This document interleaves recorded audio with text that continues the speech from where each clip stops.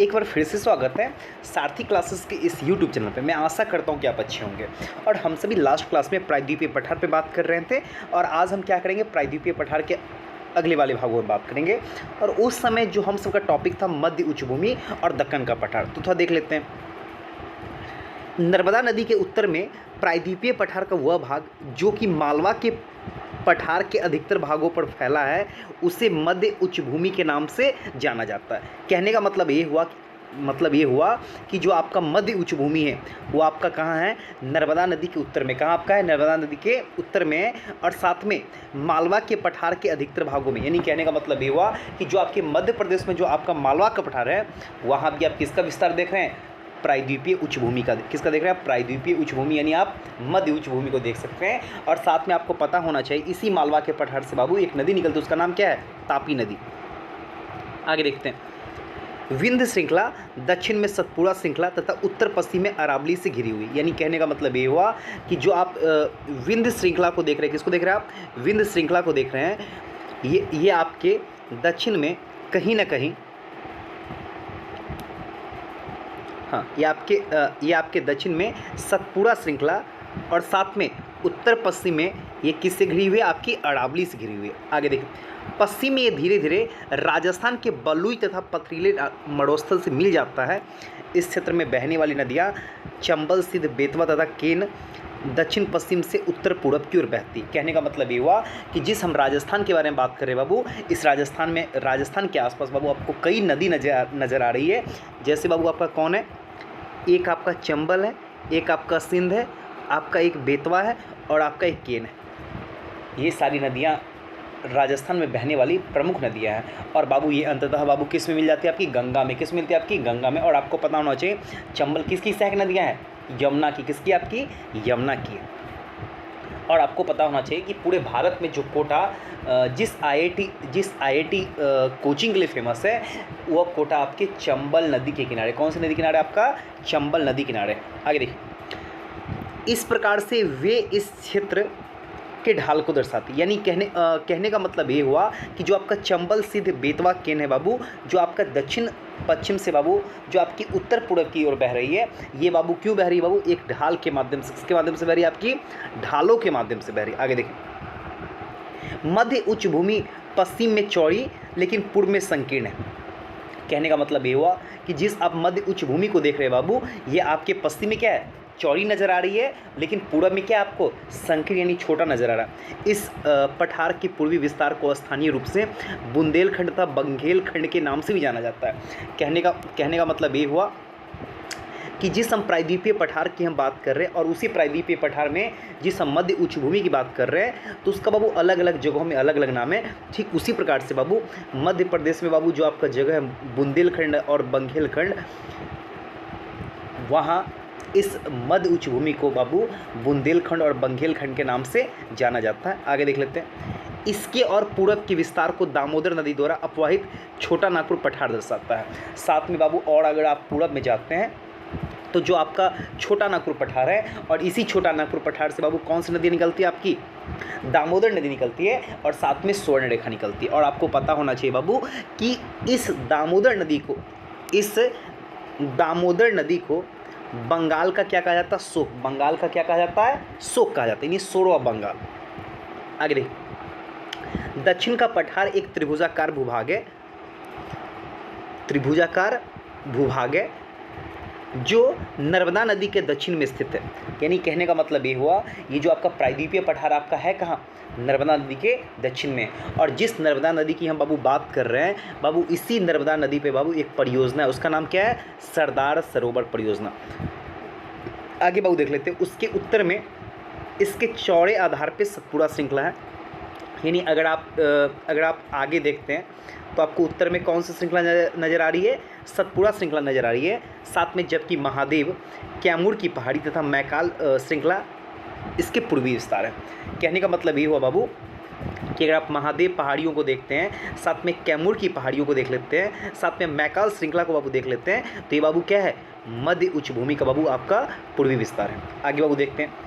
भारत के भौतिक मानचित्र पर इन पहाड़ियों एवं श्रृंखलाओं की स्थिति को ज्ञात करें। तो हमें ये कहा जा रहा है कि हम क्या करें, अपने आउटलाइन मैप के माध्यम से बाबू ये सारी जो जगहों का लोकेशन है उसको एक एक करके देखें। दक्षिण का पठार पश्चिम में ऊंचा एवं पूरब की ओर कम ढाल वाला, यानी कहने का मतलब ये हुआ कि अगर आप दक्षिण के पठार को बाबू देखते हैं, यानी दक्षिण के पठार को देखते हैं ऐसे, और साथ में अगर हम तो ये वाला जो भाग है ये आपका ऊंचा, और ये वाला क्या है, नीचा वाला भाग है। इसलिए आप यहाँ आप देखते होंगे कि अधिकांश नदियाँ जो सारी कहाँ जा रही है, बंगाल की खाड़ी में। कहाँ जा रही है आपकी, बंगाल की खाड़ी में। जैसे उदाहरण के रूप में ले सकते हैं गोदावरी, कौन ले सकते हैं आप, गोदावरी को ले सकते हैं, महानदी को ले सकते हैं, कृष्णा को ले सकते हैं। ये सारी नदियाँ आपकी कहाँ जा रही है, बंगाल की खाड़ी यानी बे ऑफ बंगाल में जा रही है। और ऐसा क्यों जा रही है, क्योंकि जो आपका पश्चिमी घाट है यानी पश्चिम वाला भाग है वो आपका क्या है, ऊंचा है, और साथ में जो आपका पूरा वाला भाग है वो आपका क्या है, नीचा है। आगे देख लेते हैं। इस पठार का एक भाग उत्तर पूर्व में भी देखा जाता है, जिसे स्थानीय रूप में मेघालय और कार्बी एंगलोंग का पठार तथा उत्तर उच्च पहाड़ी के नाम से जाना जाता है। कहने का मतलब ये हुआ कि इसका विस्तार बाबू आप कहाँ देख सकते हैं, कहीं ना कहीं बाबू उत्तर पूर्व में भी देख सकते हैं, जिससे बाबू हम मेघालय में क्या कहते हैं, मेघालय का पठार कहते हैं, और साथ में कार्बी एंगलोंग का पठार कहते हैं। ऐसा क्यों कहते हैं बाबू, यहाँ एक समझने वाली बात है, थोड़ा यहाँ समझ लेते हैं। देखिए आराम से थोड़ा देखेंगे इसको। देखिए ये आपका छोटा नागपुर का पठार हो गया, और ये आपका बीच वाला भाग आपका मालदा गैप हो गया। क्या, कौन सा गैप हो गया आपका, मालदा गैप हो गया।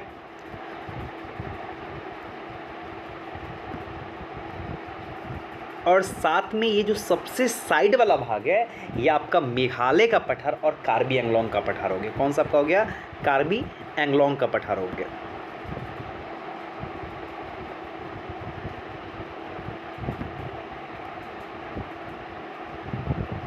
ठीक, तो ये बीच वाले भाग को आप क्या कहते हैं, मालदा गैप कहते हैं। इधर वाले भाग को आप क्या कहते हैं, मेघालय का पठार और कार्बी एंगलोंग का पठार कहते हैं। और इधर वाले भाग को आप क्या कह रहे हैं, छोटा नागपुर का पठार कह रहे हैं इस बात को।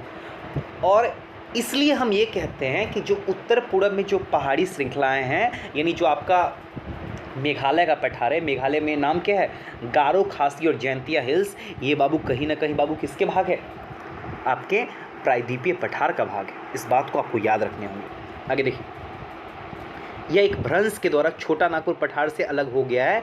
पश्चिम से पूरब की ओर 3 श्रृंखलाएं गारो, खासी तथा जैंतिया है। देख सकते हैं यहाँ लिखा गया है। ये बाबू किसके द्वारा अलग हो गया, आपका भ्रंश घाटी के द्वारा, यानी मालदा गैप के द्वारा अलग हो गया। ठीक, और आपकी 3 मुख्य श्रृंखला भी हैं मेघालय में, एक आपका गारो और एक आपका खासी तथा जैंतिया। और ऐसा बाबू क्यों कहा जाता है, क्योंकि यहाँ बाबू इस प्रकार के, यानी इस नाम से बाबू यहाँ जनजाति पाए जाते हैं। आगे, दक्षिण के पठार के पूर्वी एवं पश्चिमी सिरे पर क्रमशः पूर्वी तथा पश्चिमी घाट स्थित है। यानी कहने का मतलब ये हुआ कि अगर आप भारत की श्रृंखला को बाबू अगर आप देखते हैं तो यहाँ बाबू आपका क्या है, पश्चिमी घाट है बाबू, और इधर वाले भाग को आप क्या कहते हैं, पूर्वी घाट। इधर वाले भाग को आप क्या कह रहे हैं, पूर्वी घाट, और इधर वाले भाग को बाबू क्या कर रहे हैं, पश्चिमी घाट कह रहे हैं। इस बात को याद रखना। पश्चिमी घाट पश्चिमी तट के समानांतर स्थित है। वे सतत है तथा उन्हें केवल दर्रों के द्वारा ही पार किया जा सकता है। भारत के भौतिक मानचित्र में थाल घाट, भोर घाट तथा पाल घाट की स्थिति को ज्ञात कीजिए। यानी ये कहा जा रहा है कि जो पश्चिमी घाट के बारे में बाबू बात कर रही है, क्या सतत है, यानी इसका ज़्यादा कटाव नहीं है। अगर हमें पश्चिमी घाट को पार करने बाबू तो हमें कुछ घाट से पास करने होंगे, यानी कुछ रास्तों से पास करने होंगे, तभी बाबू हम उसको पास कर सकते हैं। उसमें बाबू नाम कौन कौन है, एक बाबू नाम आपका थाल घाट का नाम आता है, एक बाबू आपका भोर घाट का नाम आता है, और बाबू एक आपका पाल घाट का नाम आता है। आगे देखिए, पश्चिमी घाट पूर्वी घाट की अपेक्षा ऊंचे है। अगर आप पश्चिमी घाट और पूर्वी घाट में कंपेयर करते हैं तो सबसे ज़्यादा ऊंचा आपको कौन नज़र आता है बाबू, आपको पश्चिमी घाट नज़र आ रहा है। पूर्वी घाट के 600 मीटर की औसत ऊंचाई की तुलना में पश्चिमी घाट की ऊंचाई 900 से लेकर 1600 मीटर है। कहने का मतलब ये हुआ कि अगर दोनों में आप कंपेयर करें तो सबसे ज़्यादा ऊंचा आपको कौन नजर आता है? पश्चिमी घाट की अलग अलग चोटियाँ यानी पश्चिमी घाट की श्रृंखलाएं। पूर्वी घाट का विस्तार देखिए थोड़ा पूर्वी घाट का विस्तार महानदी से लेकर दक्षिण में नीलगिरी तक है। कहने का मतलब ये हुआ कि पूर्वी घाट का विस्तार आप कहाँ देख रहे हैं? महानदी, यानी अगर यहाँ महानदी बह रही है तो यहाँ से लेकर कहाँ तक आपका है? नीलगिरी तक है। आगे देखिए, ये अनियमित है एवं बंगाल की खाड़ी में गिरने वाली नदियों ने इनको काट दिया है। कहने का मतलब ये हुआ कि जिस हम पूर्वी घाट की बात कर रहे हैं बाबू, ये क्या है? अनियमित है, यानी नदियों के द्वारा, यानी जो बड़ी बड़ी नदियाँ जो बाबू अपने जलों को बंगाल की खाड़ी में विसर्जित कर रही हैं, उसके जलों ने क्या कर दिया है? पूर्वी घाट को बाबू अनियमित कर दिया, यानी काट दिया है, उस पहाड़ों को काट दिया है। पश्चिमी घाट वर्षा होती है। अगर आप पश्चिमी घाट को अगर आप देखते हैं बाबू, तो यहाँ कौन सी वर्षा आपको हो रही है? पर्वतीय वर्षा हो रही है। आगे, यह वर्षा घाट के पश्चिमी ढाल पर आर्द्र हवा के टकराकर ऊपर उठने के कारण होती है। और ये वर्षा बाबू क्यों हो रही है? तो कहीं ना कहीं बाबू जो आर्द्र हवाएं हैं बाबू, जो पहाड़ों से टकराते हैं और पहाड़ों को पास करने की कोशिश करते रहते हैं, लेकिन वो बाबू पास नहीं कर पाते हैं, इसलिए बाबू बारिश कहाँ करवा देते हैं? पश्चिमी घाट में ही बारिश करवा देते हैं। आगे, इस भाग के शिखर ऊंचे हैं, जैसे अनाईमुड़ी 2695 मीटर तथा डोडा बेटा 2633 मीटर। यानी कहने का मतलब ये हुआ कि अगर आप पूर्वी घाट को देखते हैं तो पूर्वी घाट आपके पश्चिमी घाट की तुलना में क्या है? कम ऊंचे हैं। जैसे आपके पूर्वी घाट की सबसे ऊंची चोटी आपकी कौन है बाबू? महेंद्रगिरी। कौन आपका है? महेंद्रगिरी, जो बाबू कितना मीटर आपका? 1500 मीटर। उसी प्रकार से बाबू जो आपकी पश्चिमी घाट है, पश्चिमी घाट की जो सबसे ऊंची चोटी बाबू कौन है आपका? अनाईमुड़ी। कौन आपका है बाबू? अनाईमुड़ी, और साथ में डोडा बेटा। तो सबसे ऊंची चोटी बाबू आपका कौन है?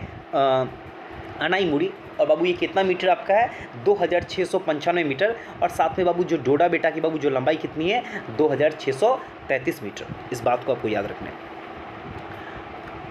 पूर्वी घाट के दक्षिण पश्चिम में सेवराय तथा जावेदी पहाड़ियाँ हैं। कहने का मतलब अब ये हुआ कि अगर आप पूर्वी घाट को देखते हैं तो इस पूर्वी घाट में बाबू आपकी कौन कौन सी पहाड़ी आपका है बाबू? सेवराय और जावेदी पहाड़ियाँ। आगे देखिए, स्थित है उडमंगलम, जिसे ऊटी के नाम से जाना जाता है, तथा कोडई कनाल जैसे प्रसिद्ध पहाड़ी नगरों की स्थिति मानचित्र से ज्ञात कीजिए। यानी ये कहा जा रहा है कि जो आपका उडमंगलम है बाबू, जो बाबू ऊटी के नाम से उसका पॉपुलर नाम है, और साथ में जो आपका कोडई कनाल है, हमें बाबू क्या करने हैं? अपने मानचित्र में उसको ढूंढने के प्रयास करने हैं। आगे देखिए बाबू, प्रायद्वीपीय पठार की एक विशेषता यहाँ पाई जाने वाली काली मृदा है, जिसे डक्कन ट्रैप के नाम से जाना जाता है। कहने का मतलब बाबू ये हुआ कि अगर आप प्रायद्वीपीय पठार को बाबू देखते हैं तो उसमें बाबू यहाँ एक विशेषता है बाबू, यहाँ एक विशेष प्रकार की मिट्टी पाई जा रही है बाबू, उसका नाम क्या है? काली मृदा। ठीक, इसकी उत्पत्ति ज्वालामुखी प्रक्रिया से हुई है। यानी कहने का मतलब बाबू ये हुआ कि जो आपकी काली मिट्टी बाबू, इसका निर्माण बाबू किससे हुआ है? ज्वालामुखी प्रक्रिया से हुआ। आगे देख लीजिए, इसलिए इसके सेल बाबू क्या है? आग्नेय बाबू, इसका सेल बाबू क्या है? आग्नेय। आगे, वास्तव में इन सेलों का समय के साथ अपर्दन हुआ है, जिनसे काली मृदा का निर्माण हुआ है। यानी कहने का मतलब ये हुआ कि जिस हम सेल की बात कर रहे हैं, यानी जिस हम चट्टान की बात करें बाबू, ये धीरे धीरे बाबू क्या हो रहे हैं? आपके अपर्दित हुए हैं, और इसी के कारण बाबू किसका निर्माण आपका हो गया? काली मिट्टी का निर्माण हो गया। अरावली की पहाड़ियाँ प्रायद्वीपीय पठार के पश्चिमी एवं उत्तर पश्चिमी किनारे पर स्थित है। यानी कहने का मतलब बाबू ये हुआ कि जो आपकी अरावली पहाड़ियाँ है बाबू, वे आपके प्रायद्वीपीय पठार के बाबू क्या है बाबू?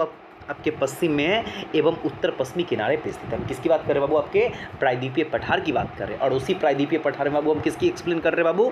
कहीं ना कहीं बाबू अरावली श्रृंखला की बात कर रहे हैं। ये बहुत अधिक अपर्दित एवं खंडित पहाड़ियाँ हैं। ये गुजरात से लेकर दिल्ली तक दक्षिण पश्चिम एवं उत्तर पूर्व दिशा में फैली हुई है। कहने का मतलब अब ये हुआ कि अगर बाबू हम अरावली को देखते बाबू, अरावली बाबू आपकी काफ़ी अपर्दित हो चुकी है, और साथ में बाबू ये काफ़ी खंडित है। साथ में बाबू अगर इसका विस्तार देखना चाहे तो बाबू कहाँ से कहाँ तक है बाबू? आपका गुजरात से लेकर बाबू आपका दिल्ली तक। कहाँ तक आपका? गुजरात से लेकर दिल्ली तक, यानी दक्षिण पश्चिम से लेकर बाबू आपका उत्तर पूर्व दिशा में फैली हुई है। तो मैं आशा करता हूँ कि जो ये सारथी क्लासेस के द्वारा ये जो पहल किया गया है विशेष रूप से आपके एनसीईआरटी बेसिक को ठीक करने के, तो ये पहल आपको काफ़ी पसंद आ रहा होगा और मैं आशा करता हूँ कि आपकी पढ़ाई सही दिशा में चल रही होगी। तो आज के लिए इतना ही। अगले क्लास में हम इसके अगले पार्ट पे बात करेंगे और जब हम अगले वीडियो को लेकर आएंगे तो हमारा बाबू टॉपिक क्या होगा, भारतीय मरुस्थल।